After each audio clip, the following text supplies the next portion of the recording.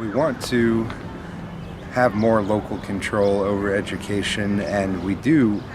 We know that funding education is important, but there's all kinds of scenarios where we put a lot of money into bureaucracy, or the federal government comes in and spends money or has a plan, and we're kind of running around in circles, and the actual teachers and students don't see that money. All right, so currently I'm a school teacher, and I'm trying to get curriculum for my kids, and we don't have the funding for that.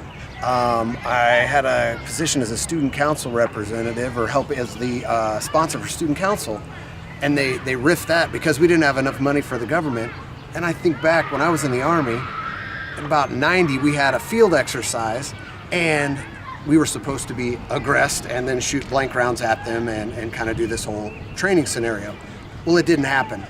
So I sat in the back of my cargo carrier, and we had 4 guys loading magazines with blank rounds, would hand them to 4 other guys who then loaded them, fired them off into the air.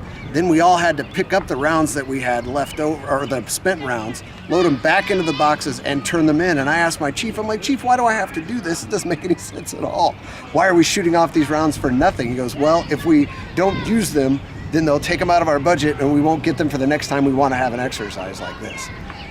And then after all that, we spend 2 days cleaning our weapons to get all the gunk out of them from shooting off thousands of rounds into the air for nothing. And I don't have money for the things I need to teach my kids. It's ridiculous. It doesn't make sense.